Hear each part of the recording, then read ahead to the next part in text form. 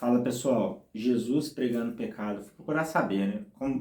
Como que ele fazia para trazer à tona o mal do ser humano. E ele simplesmente não expunha assim, isso é certo, isso é errado, isso é certo, isso é errado.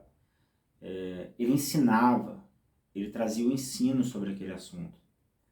Ele combatia ensinos contrários. Por exemplo, quando você começa em Mateus, e você começa a ver ele falando para você levar as coisas a sério, que você precisa ser melhor do que os fariseus. E aí ele começa a interpretar a lei do jeito dele. A interpretação da lei do jeito dele não é para expor. Por exemplo, a lei não matarás. Eu, porém, vos digo, se você odiar o seu irmão, você já está matando. Ele não está querendo dizer assim, viu, você é um assassino.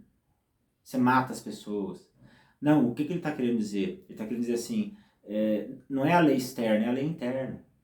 É a lei dentro de vocês. Ele está combatendo uma doutrina farisaica. Então a gente precisa entender isso melhor. Ó, se você olhar, você já adulterou. Ele não está querendo dizer para você, você é um adúltero. Ele não está querendo dizer isso. Ele está querendo dizer o seguinte, não adianta a lei externa. Adianta o que está dentro, o que você está pensando, o que você está olhando, o que está dentro de você. É isso que ele está querendo dizer. Então veja como ele ensina pecado, como ele está ensinando as coisas.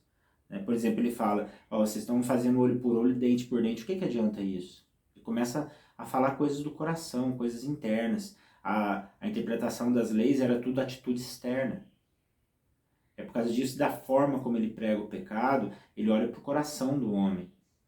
Ele não olha para o erro em si, ou o que ele está fazendo em si. Ele olha para dentro do homem. E aí você vem ele falando, não julgueis para que não sejam julgados. Não julgueis para que não sejam julgados. Para mim, essa expressão é mais ou menos assim, você vê um cara errando, não bombardeia ele não sai jogando pedra nele. Sabe? Entende, conversa, vê o que está acontecendo. Se você já sair julgando, uma hora você vai ser julgado, vai acontecer a mesma coisa com você. Vai acontecer a mesma coisa com você. A questão não é, aí a questão nesse caso não é ato e consequência. Não é, porque um dia você será julgado. Então se você está fazendo alguma coisa assim, você se prepare, porque vai acontecer com você. Quando acontecer com você, você vai pensar assim, quando eu fui julgar, eu não julguei. Aconteceu comigo, tudo bem, só que eu sei o que é certo. Então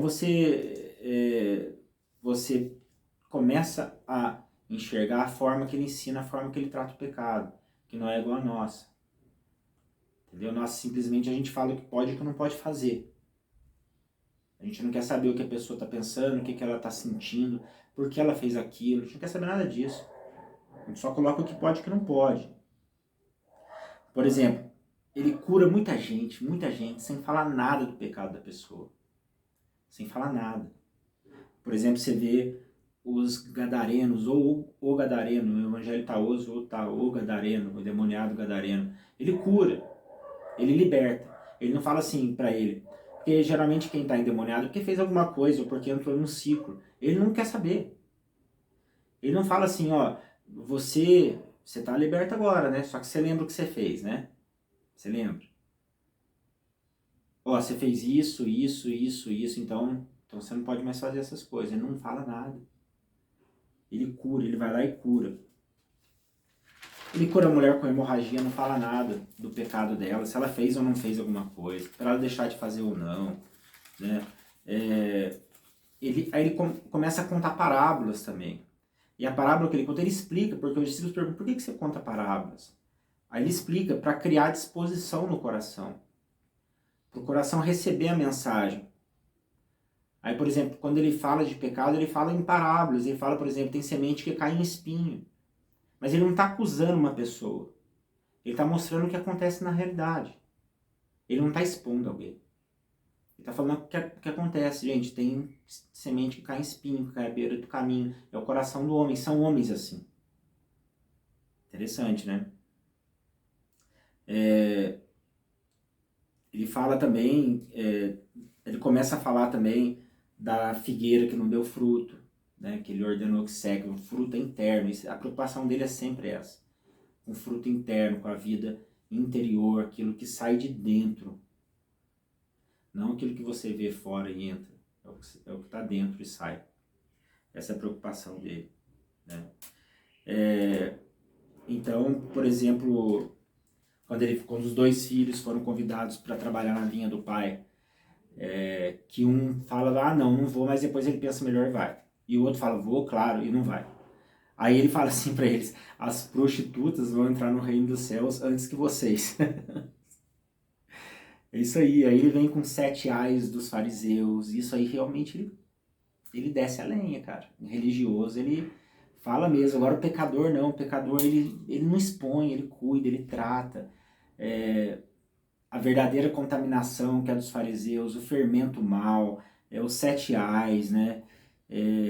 Por que ele, quando ele curava, além de não expor, sabe o que ele fazia? Ele falava assim, não conte pra ninguém. Várias vezes ele falou, não conte pra ninguém, não conte pra ninguém.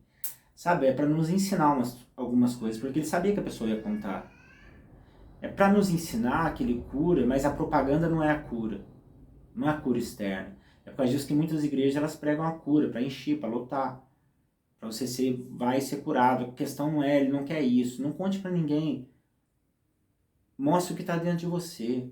Mostre o que você aprendeu. É sempre assim. Ele está querendo ensinar as coisas pra gente.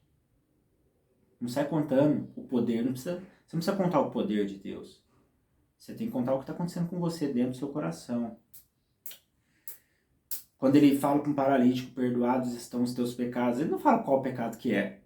Não fala qual pecado que é. É como se você tivesse alguém na sua frente que esteja sendo acusada. Fala, irmão, estou fazendo isso, isso e isso, e eu não aguento, não sei o que. Você fala assim, ó, Deus está te perdoando. É isso que Jesus está fazendo. Deus está te perdoando. Aí foram brigar com ele, né? Quem é você para perdoar pecados, né? Quando ele liberta o endemoniado, ele não fala do pecado. Geralmente endemoniado tem pecado e ele não fala, ele liberta só. Quando ele vai lidar com os publicanos, ele nunca constrangeu nenhum publicano a fazer nada.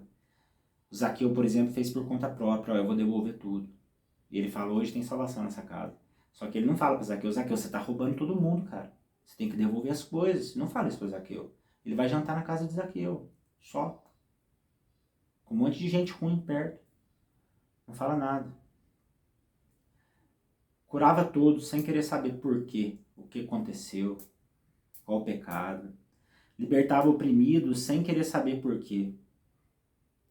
Se ficaram assim ou não, por que ficaram assim. E sem dizer para os oprimidos, endemoniados. Ele nunca disse para não fazer mais para os endemoniados. Em nenhum momento. Prega pecado? Prega. Falando da ovelha perdida, falando do filho pródigo que se perdeu. Ele está pregando pecado, só que ele está fazendo isso por parábola. Ele está ensinando uma história. E olha o que a gente faz.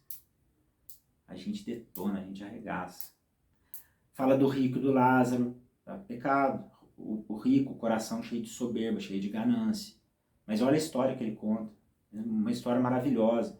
Você fica ouvindo assim, você fala, puxa, eu me identifico com esse negócio. Só que não é aquela coisa que te falaram, você tá fazendo assim, assim, assim, assim. Não, não precisa fazer isso. Tá vendo? Agora com o paralítico e com a mulher samaritana no Evangelho de João, ele fala, vai, não peques mais. São esses dois casos. Então não é generalizado. Entendeu? A maioria das curas físicas e de opressão, principalmente de opressão, ele nunca falou isso. Tem uma passagem, sim, que fala que os espíritos voltam piores, né, depois de uma casa vazia. Mas a casa está vazia. E ele não está falando de uma pessoa em particular. Ele não está acusando uma pessoa em particular. Ele não está tratando isso com uma pessoa em particular. Geralmente, quando ele fazia isso em particular, ele simplesmente libertava e curava e acabou. Vai, não peques mais, foi para esses dois. Mas eu acredito que não foi nesse teor. Só não peca mais não, hein? Fique esperto. Não falou. Para mim não foi assim, porque Jesus não é assim. Ele deve ter falado com ar de preocupação. Ó, não faz mais isso não. Porque se você fizer isso de novo, eu não vou estar aqui. E aí, quem vai te defender? Mulher samaritana, né? Ele não fala pra ela, você tem um monte de marido, entendeu? Você já teve um monte de marido, você é sem vergonha. Não. Ele não fala nada. Ele só fala assim, chama o teu marido. Não falou mais nada. Aí ela que contou. Ah, eu não tenho. Você não tem, você tem um monte.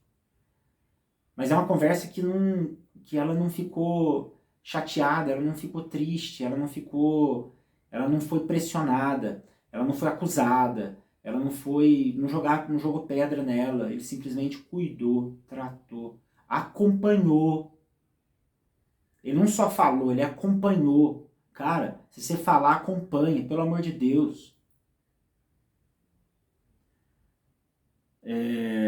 Aí você vê hoje você vê a imposição do peso, da culpa, entendeu? Faz isso, vai acontecer aquilo, você sai acusando as pessoas, sai falando que tá fazendo de errado, que é certo, que é errado, que é certo, que é errado. Você não vê isso na vida de Jesus, você não vê isso. Eu tô falando só de Jesus. Eu não tô falando nem de Paulo e nem principalmente do Antigo Testamento, eu não tô falando do Antigo Testamento. Estou falando da vida de Jesus. O que ele fazia, como ele se comportava com as pessoas, o que ele fazia, como ele tratava as pessoas pecadoras. Estou dando um monte de exemplo aqui. Aí a gente prega indulgência, entendeu? Ó, quanto mais você fizer aqui na igreja, na obra de Deus, melhor vai ser para você. Né? Você vai ser perdoado por obras, entendeu? A pessoa se condiciona assim. Pô, eu peco aqui, mas eu vou na igreja domingo. Eu peco aqui, mas eu dou dízimo. E nós colocamos culpa na pessoa para ela fazer. Nós culpamos para ela fazer, nós culpamos para ela nos dar retorno.